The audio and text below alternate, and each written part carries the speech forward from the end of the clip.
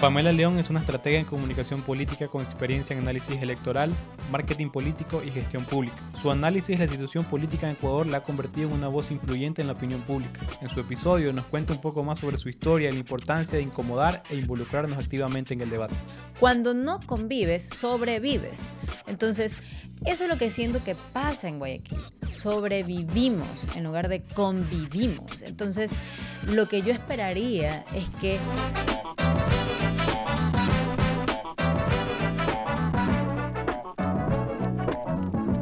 Espera, ya sé lo que piensas. Otro podcast. Pero te prometo que este es diferente. Vimos una oportunidad que no estaba siendo tomada en cuenta y la tomamos. Nuestras historias son especiales y merecen ser contadas.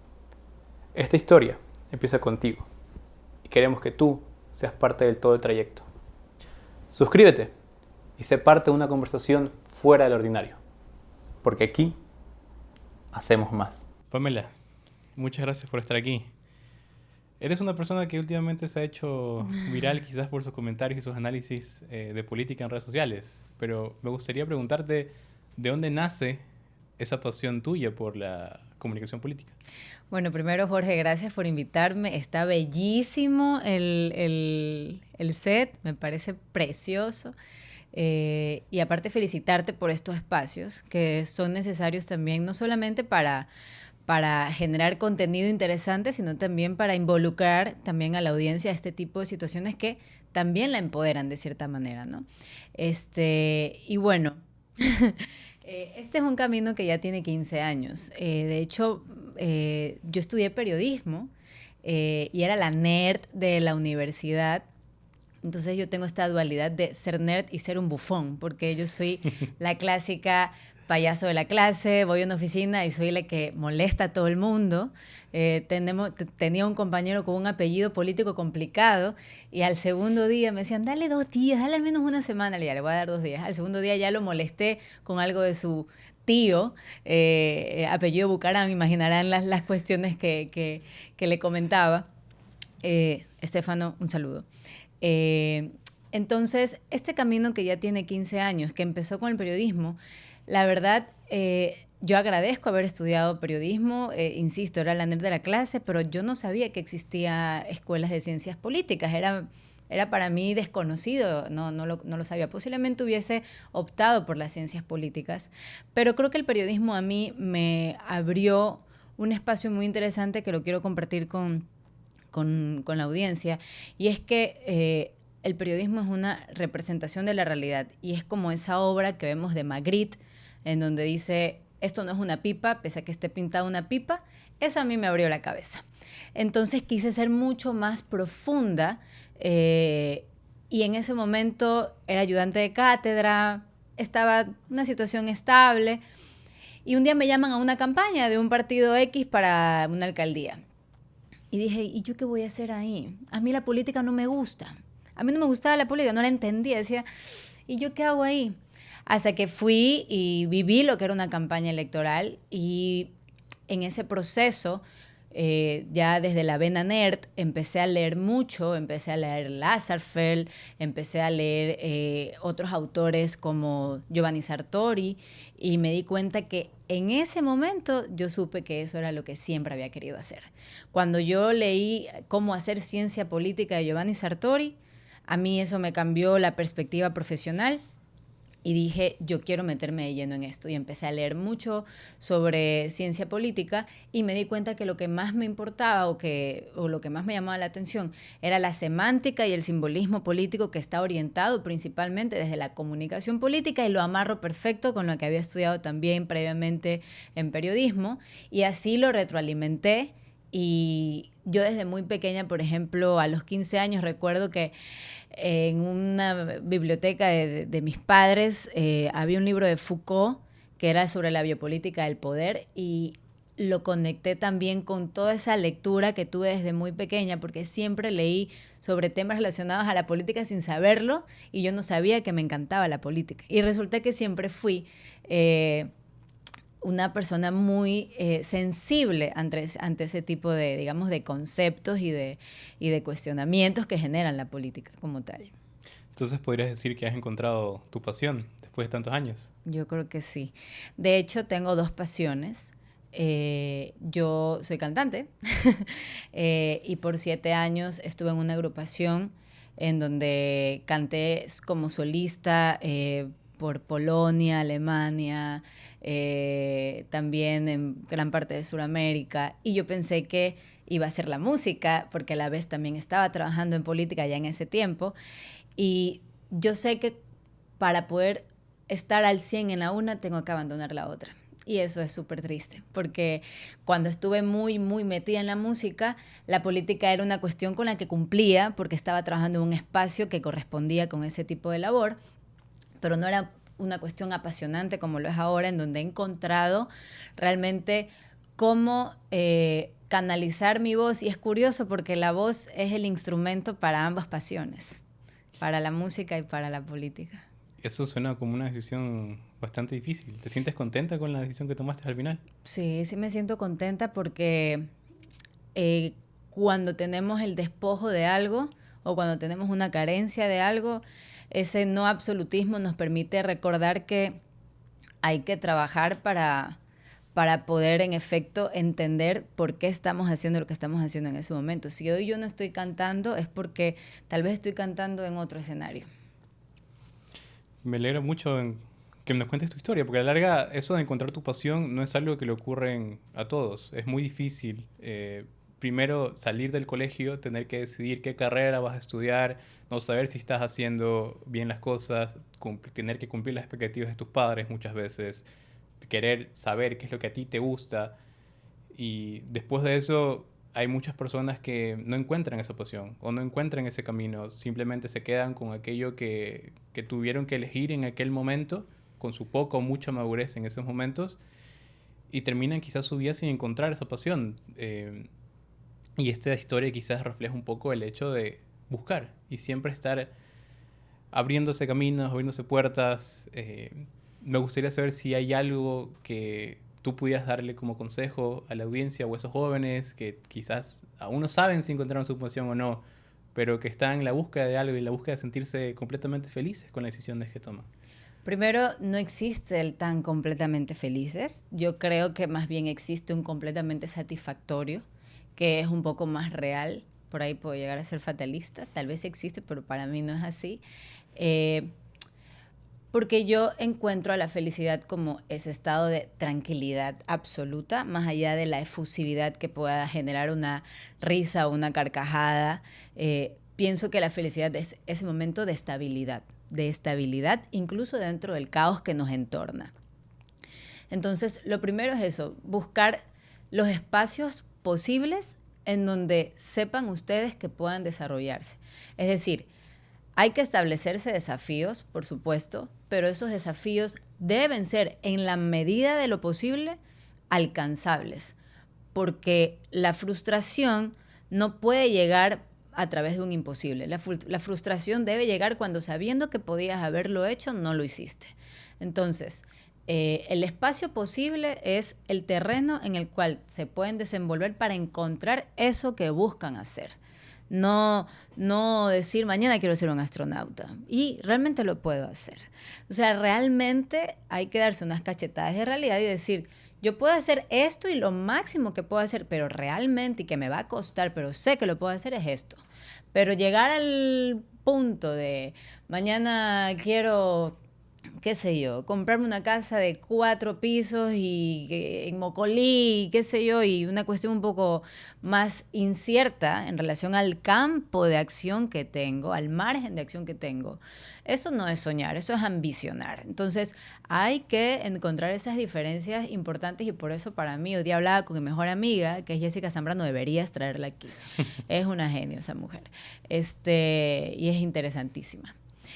Ella me decía que yo siempre busco palabras como no tan comunes y yo le decía que realmente las palabras no solo dan significancia, sino que también generan un espacio de movimiento. Yo, para tratar de decir algo, busco la palabra que más signifique de manera total. Si yo quiero decir, por ejemplo, explícito, pero esa no es la palabra real, pero declarativo sí lo es, entonces la voy a emplear. Por eso digo que las palabras también nos sitian. El momento en que ustedes sueñan es una cosa, pero ambicionar es otra. Por eso las palabras son también unos límites importantes que debemos también tener en cuenta. ¿Crees que la Pamela de 16 años se siente satisfecha con lo que has conseguido después de tanto? Creo que no se lo esperaba. Yo era una niña muy tímida, pero extremadamente tímida, hasta los 11, 12 años. Y un día simplemente dije, ¿por qué no hablo con nadie? Y realmente entendí que era el temor a, digamos, a tal vez no ser trascendental con lo que yo pudiera decir o no decir en un espacio determinado, en este caso, el salón de clase. Yo era nadadora y me iba bien siendo nadadora y dije, ok, voy a tratar de identificar en qué cosas soy buena y voy a empezar a hablar de eso. Y me daba terror hablar con la gente. Me daba pavor llegar al recreo. Sí, y ahora, ¿con quién hablo? Era muy complicado. Hasta que un día decidí sentarme y colarme en donde estaban las chicas más populares. Y solo me senté y les dije, no voy a hablar con ustedes, pero quiero oírlas. ¿Y qué pasó aquí? Entonces, ese fue un desafío posible, por ejemplo. Había un espacio que me lo permitía. Unas personas están sentadas allí, un lugar compartido y solo faltaba mi voluntad. Y le agregué ese desafío y lo logré. Y resulta que luego empecé a interactuar y de la nada cantaba en la banda del colegio, estaba en el coro y, digamos, empecé a participarme en ese espacio y luego resulta que era muy graciosa y era muy extrovertida y ahora me ves aquí hablando en medios de comunicación. Por eso te digo que no era imposible pensarlo. O sea, siempre pensé que iba a ser muy, muy callada. Buena estudiante, eso sí, siempre muy come libros, pero hasta ahí. Pero de allí, por ejemplo, soy la clásica alma de la fiesta. Soy la que, voy a usar la palabra, soy la que jode a todo el mundo. Siempre estoy molestando. En los grupos de WhatsApp me dicen, voy a mandar tus notas de voz a esta página de Instagram donde está... Ya, esa soy yo. No he salido, he pedido que no envíen, pero soy súper extrovertida. Me encanta hablar con la gente. Por eso cuando mis amigos me ven, por ejemplo, en Teleamazonas, en Ecuavisa, cuando me entrevistan, dicen, ¿quién rayos es esa persona? porque soy muy... Una vez un amigo me dijo, tú no eres transparente, eres más allá de eso. O sea, es como, dejas ver tus vísceras a todo el mundo y tú ves las vísceras de los otros. Y creo que eso es una capacidad que he desarrollado, poder leer a las personas. Y eso también tiene que ver con la comunicación política, porque cuando yo estoy frente a un candidato, a un partido, una situación de crisis, que es en lo que más me enfoco en comunicación de crisis, tengo una facilidad de lectura del escenario y también de los actores o antagonistas en ese momento, en ese proceso de estrategia, para conocer o entender qué herramientas tengo que usar para cumplir los objetivos que tengo que trazarme en mis estrategias de comunicación política. Voy a tomarme ese último punto y ya quisiera entrarme en el tema de, bueno, justamente tu pasión y tu trabajo. Para ti y para la gente que nos escucha, que quizás sea un poco alejado del término, pero ¿qué es la comunicación política y por qué es importante saber y aprender sobre ella? La comunicación política es ese ejercicio que permite democratizar a los agentes políticos, entenderlos, desmenuzarlos, desnudarlos. Y también eso en un espacio orientado hacia la funcionalidad del ciudadano. Es decir, la comunicación política es ese engranaje entre la política pública y el actor que puede transmitir esa política pública en cuanto a beneficios para un sector, maleficios también, cuestiones que puedan ser complicadas para cierto grupo, por eso son importantes los grupos y espacios de oposición legítimos, no aquellos espacios de oposición revanchistas. Entonces, es ese ejercicio que permite transparentar la política pública que incide directamente en un espacio determinado de la sociedad. ¿Ya? Eso hace la comunicación política, eso debería hacer la comunicación política. Desde el espacio de la consultoría, la comunicación política es el uso de herramientas en el ejercicio de la comunicación con agentes políticos que me permiten conseguir un objetivo electoral, institucional, resolutivo en crisis, de branding, reputacional. Entonces, es ese espacio que engrana algunas situaciones, pero yo creo que lo verdaderamente importante es cómo eso se vuelve una herramienta de, digamos, de traslado que debería ser limpia entre la política pública y el ciudadano. Mencionabas un poco el tema de que al menos tú eres más que transparente y que te mostrabas tal como eres. Y quizás en el ámbito de comunicación política hay muchos actores políticos per se que muchas veces, y eso lo digo como ciudadano, desde este punto de vista del otro lado de la, digamos, de la muralla, por así decirlo, que quizás se sienten a veces falsos, se sienten que hay una imagen producida pero que no es una imagen real. ¿Qué tan importante es saber mostrarse de manera genuina con las personas a las que tú aspiras ganar su voto? Tú has dicho una palabra interesante. Yuval Harari habla sobre la diferencia entre realidad y verdad y habla de las verdades intersubjetivas. Recomiendo ese libro a la audiencia para que lo puedan chequear. La realidad es una cuestión mucho más personal, porque es además diversa y dinámica. La verdad es aquello que está constituido y que se entiende como real. Entonces, esa dicotomía existe y es real. Por ende, y ya partiendo o saliendo un poco de esa filosofía, se ha satanizado mucho a la política y creo que la política salva, más bien. Pero lo que pasa es que, insisto, el uso de las palabras no es el ejercicio político como tal, la disputa política. Si esa disputa es netamente, digamos, polarizada en espacios que no competen o que no corresponden con la ciudadanía. Eso es una disyuntiva personal. Entonces, por ejemplo, vemos actores políticos que se sacan los cueros al sol, el uno le responde de una manera, el otro le dice yo te quito esto, el otro le dice entonces yo te quito esto de acá, entonces yo te censuro esto, entonces yo te sanciono de esta manera. Eso no es la política. Eso es revanchismo y por eso es importante identificar las diferencias. La política es el arte de generar consensos para el bien común. Eso hay que tenerlo claro. Y el revanchismo es justamente lo contrario. Entonces, los actores políticos que en este momento protagonizan o pudieran protagonizar este tipo de disputas absolutamente personalistas y caudillistas alejan el real concepto de lo que debería ser la política y lo lamentable es que esa idea se empieza a instalar como verdadera en la ciudadanía y pasa lo que pasa ahora, una desafección política tan grande que incluso el Barómetro de las Américas del 2023, el actual no lo tengo todavía, dice que los ecuatorianos, por ejemplo, apenas confían el 14% en los partidos políticos, en el CNE, en las instituciones democráticas, por el uso revanchista, no político, que se le da a esos espacios de poder. A veces me da la sensación también, como ciudadano, que la política en Ecuador tiene mucho que aprender y tiene un largo camino para poder llegar realmente a mostrar una madurez necesaria.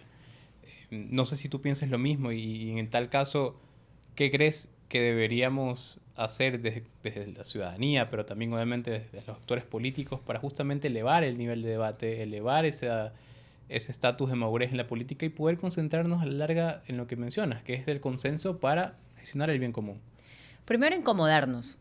Lo que tenemos que hacer es incomodarnos. ¿Y qué significa incomodarse? Salir de un espacio de confort para poder generar una incomodidad también, digamos, colateral, en base a lo que ya yo puedo sentir como incómodo.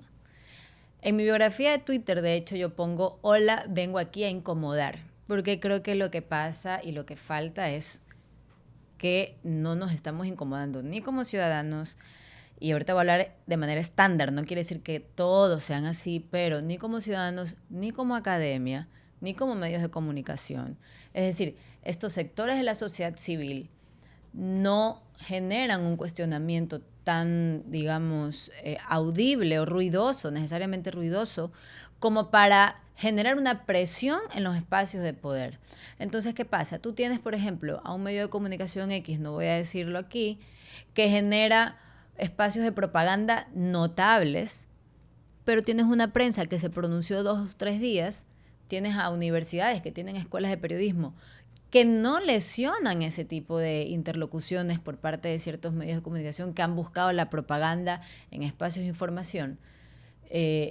Y eso lo que genera es un escenario dable para que estos actores políticos o la forma en la que se va configurando la política sea posible que siga dándose de esta manera. Es decir, no solamente es el actor político o el espacio de la asamblea o el espacio de la judicatura o del poder ejecutivo el que debe generar unas condiciones mínimas, digamos, de liderazgo para poder adecentar, creo que esa es la palabra, el espacio político, sino que de qué manera la gremialidad, los espacios de la sociedad civil están haciendo posible que ese escenario político se comporte de esa manera.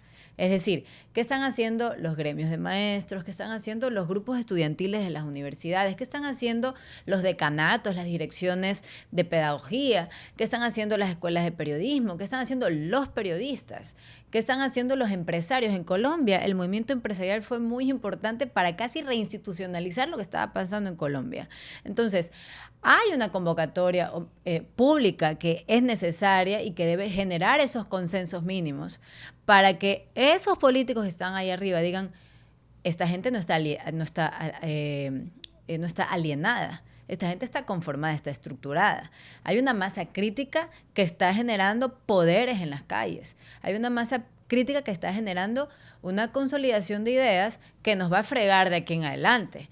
Hay alguien que nos está siguiendo el paso y no necesariamente corresponde a los espacios relacionados a la política ya de lo que entendemos el gobierno central. Entonces creo yo que nos falta incomodarnos. Mientras sigamos en este estado de no querer incomodarnos, ellos van a seguir cómodos. Y en ese aspecto, desde la ciudadanía, ¿qué crees que podamos hacer como herramienta práctica para justamente incomodar a las personas que toman ese tipo de decisiones? ¿Qué podemos hacer nosotros? Primero, ¿qué pasa en tu metro cuadrado? Es decir, yo saco la basura a tiempo. Yo cuando voy a un parque y veo que está repleto de grafitis, yo genero una convocatoria barrial para decir, pintemos esta pared. Cuando estoy en la fila del supermercado y no estoy embarazada, pero digo que tengo 3 meses para poder pasar rápido y no tener que hacer la cola convencional, hago eso. Entonces, yo participo también de un espacio de corrupción. Lo que pasa es que hay graduación de la corrupción, por supuesto que sí, pero en el momento en que generamos ese tipo de comportamientos, somos parte del sistema de corrupción. Y es una ciudadanía corrompida y que además corrompe y proyecta corrupción. Entonces, lo primero es instalar un mea culpa y decir, ¿qué yo estoy haciendo en mi metro cuadrado? ¿De qué manera yo estoy convocando a mis amigos, a mi familia? Cuando es el debate, me siento a verlo con mis amigos y familia y luego de eso decimos, oye, esto no está bien. Pronunciemos, hagamos una cuenta en redes sociales y digamos, esto no es real. Por ejemplo, yo aplaudo mucho lo que hace Lupa Media, que es un fact-checking que yo respeto bastante. Pero ¿qué pasa después de eso? Los medios nos generan información que pueda ser un poco más profunda.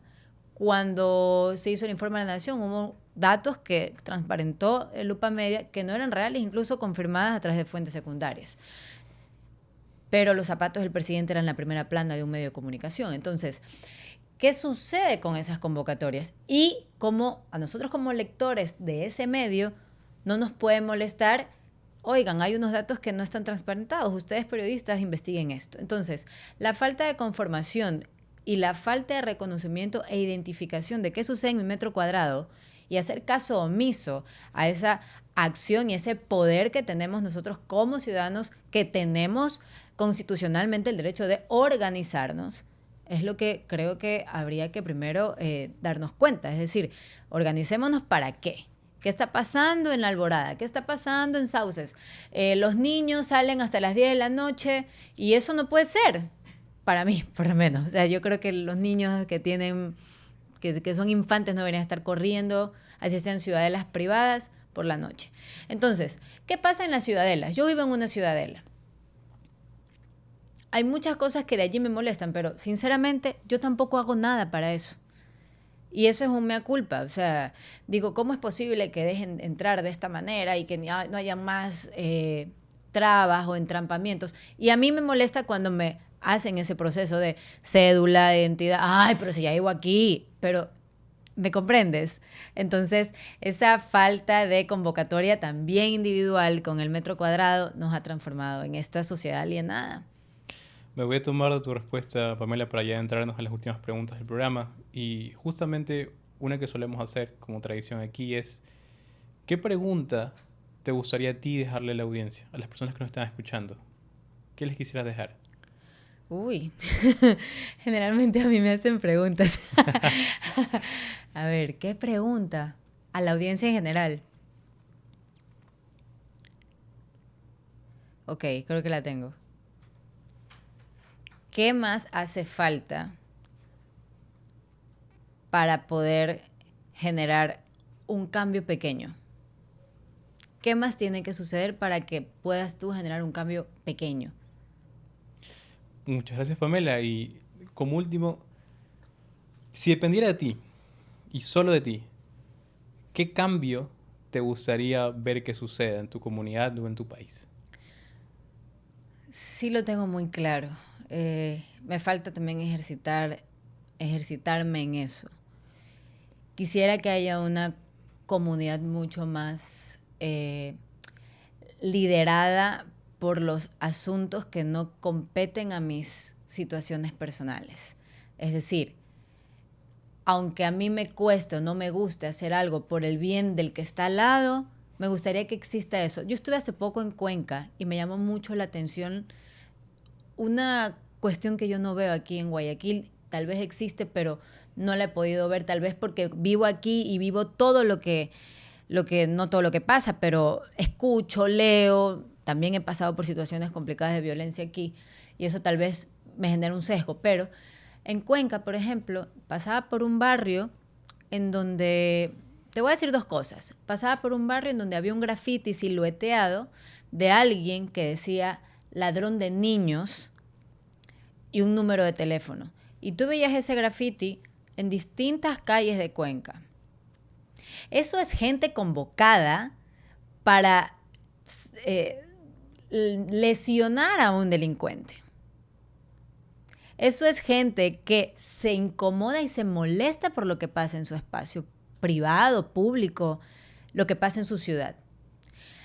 Otro tema, unos vecinos que se organizaron para poner una especie de repisas y allí colocar la basura en sus casas. Eso lo ves en Cuenca con mucha frecuencia. Entonces la basura ya no va al piso, sino que está elevada en unas repisas en las paredes de las casas, para que los perros y demás no abran las basuras y generen, digamos... Contaminación. Exacto, desechos en el espacio público. Eso es una ciudadanía agrupada, convocada para mejorar el espacio en donde se está conviviendo, ni siquiera viviendo, conviviendo. Cuando no convives, sobrevives. Entonces, eso es lo que siento que pasa en Guayaquil. Sobrevivimos en lugar de convivimos. Entonces, lo que yo esperaría es que existiera una convocatoria, ¿sabes qué? Que viviéramos más como una comunidad, que entendamos el ejercicio de comunidad. Una comunidad grande, compuesta por distintas comunidades más pequeñas, pero que son capaces de hacer gobernanza en sus territorios y tomar esas decisiones que no son complicadas. Por eso decía la pregunta, ¿qué tiene que pasar para que hagas un cambio pequeño? Porque ese cambio pequeño genera que no haya desechos en la basura, genera que la gente esté mosca porque hay un ladrón de niños, genera una convocatoria de decir, aquí no puedo hacer pendejadas, aquí me van a exponer. Entonces, creo que eso nos hace falta. Y asimismo ese ojo público luego va a los de arriba y dice, esta gente está organizada. Quiero que estemos organizados a modo de comunidad. Pamela, muchísimas gracias por tus opiniones, por tus comentarios. Creo que con lo que me quedo, y es algo que resuena en mí, es justamente tu ideal de querer fomentar la participación ciudadana. El hecho de que como ciudadanos podemos hacer más, de que podemos incomodar, podemos estar no necesariamente vinculados al ámbito político per se, pero desde la ciudadanía podemos hacer bastante. Y es algo que, por ejemplo, desde Humanamente intentamos de impulsar, el hacer los cambios ciudadanos, porque a la larga lo que viene del pueblo, lo que viene de nosotros, es lo que perdura en el tiempo y muchas veces es aquello que realmente es lo que necesitamos y es eficiente. Entonces, Sí. muchas gracias por eso. Sí, que la política pública sostenible se genere desde la gobernanza ciudadana. Así es. Gracias a ti por invitarme, Jorge. Muchas gracias.